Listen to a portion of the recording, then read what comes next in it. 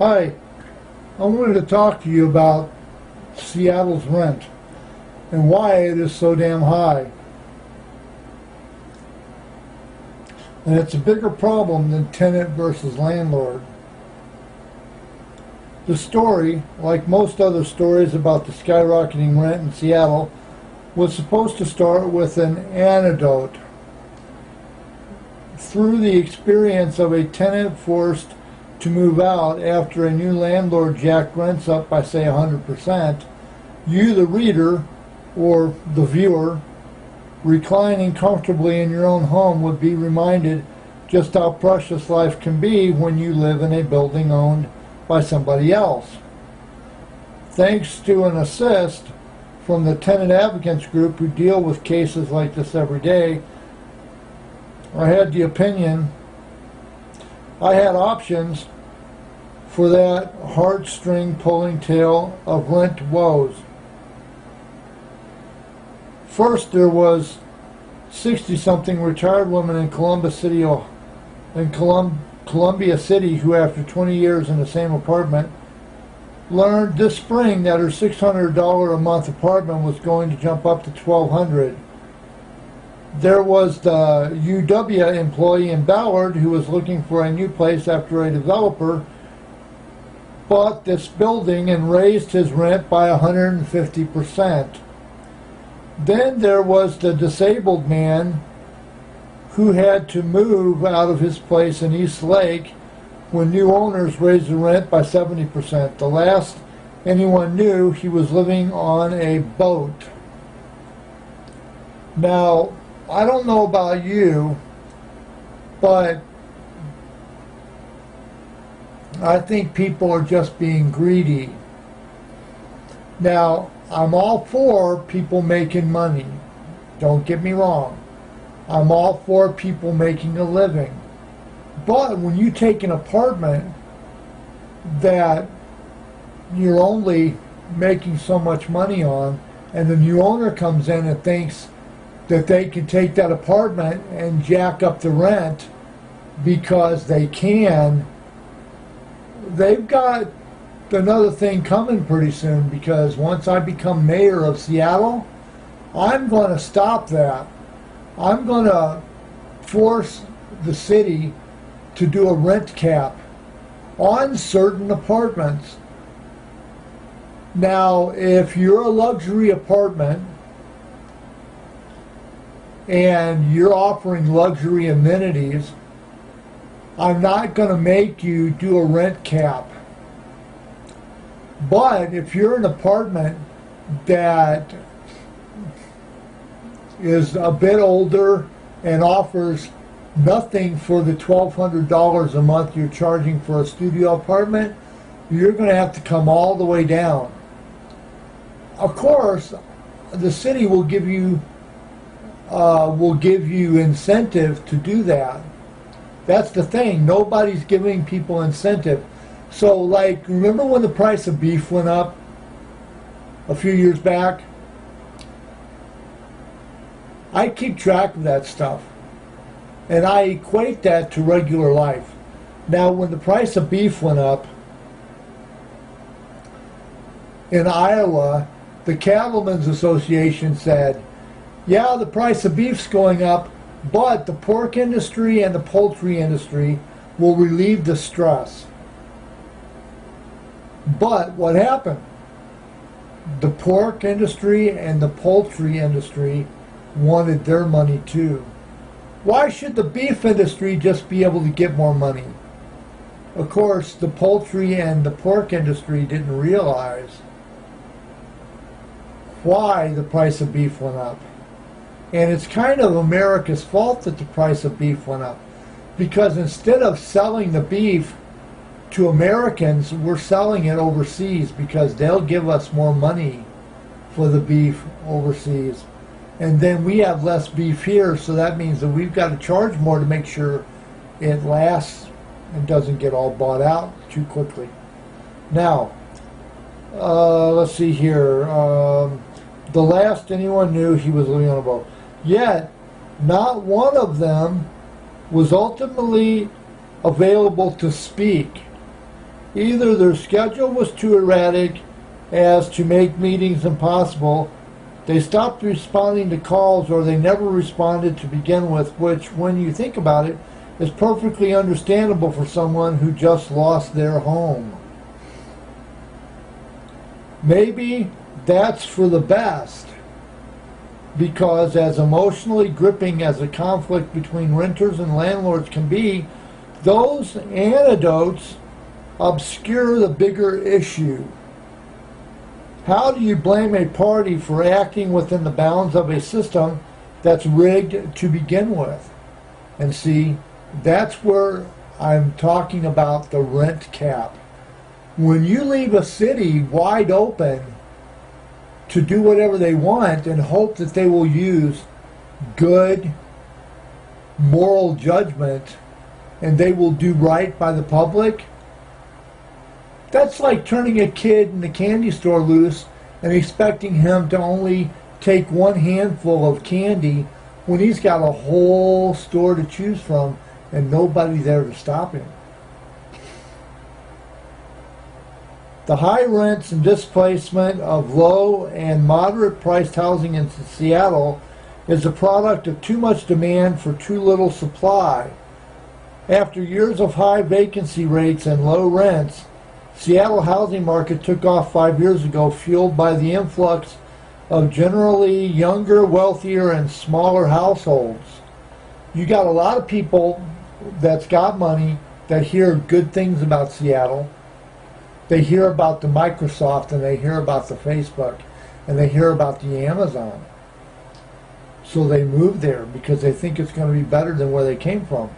Little do they know that once they get there,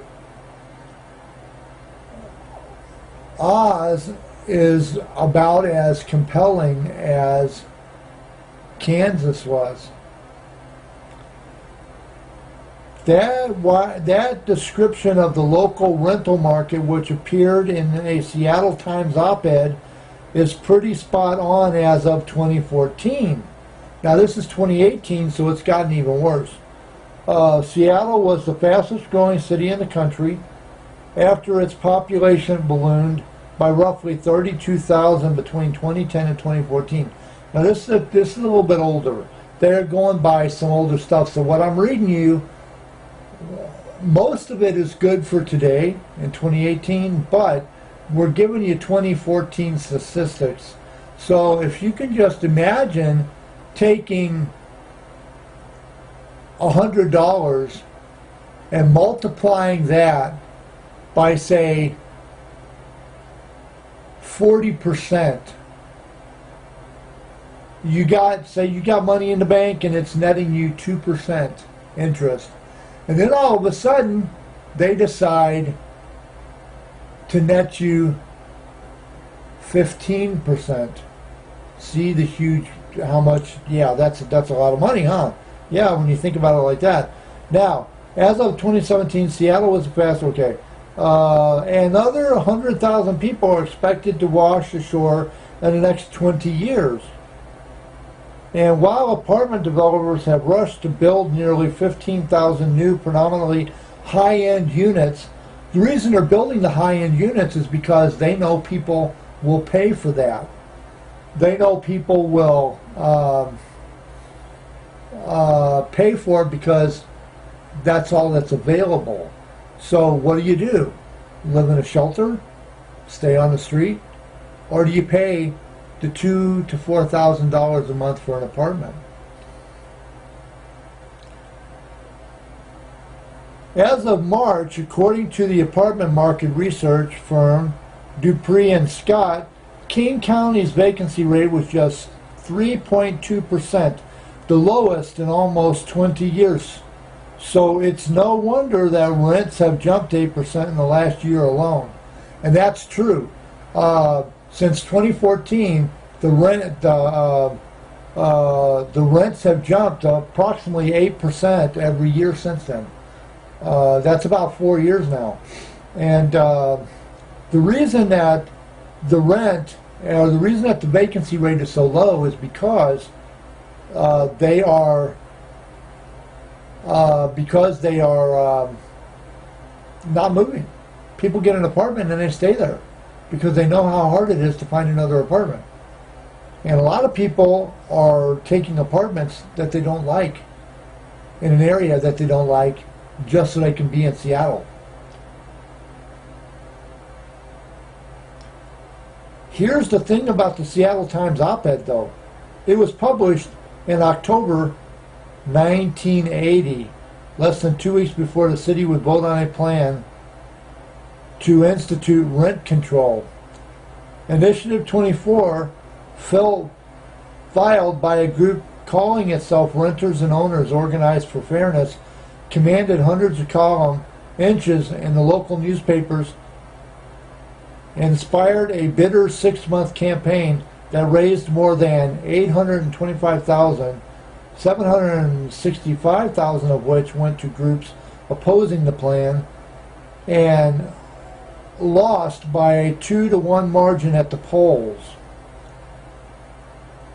Now, you have money raised, $825,000, and then you've got $765,000 of which went to groups opposing the plan. There were people out there that were opposed to the rent cap because they knew that they would lose profits. It's all about money. Now, I want to be mayor of Seattle. It's not that I don't think the mayor that we have now is good. I don't know that the city council is horrible. All I know is that something's got to get done, and the current mayor is not getting it done. She isn't dealing with the rent, as far as I can tell. She isn't dealing with the homeless, as far as I can tell. Not in a substantial way. Talking about it and doing independent studies and going to meetings and having the public talk about it, it's not getting it finished. When I become mayor, I plan on getting it finished. It didn't just fail miserably, though.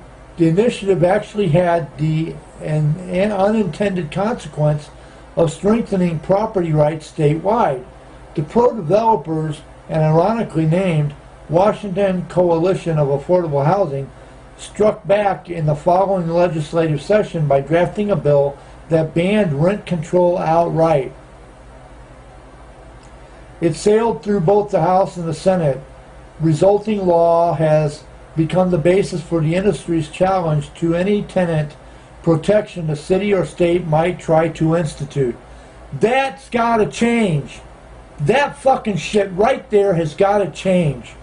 It is not right for the state to pass a law that prohibits tenants from being protected.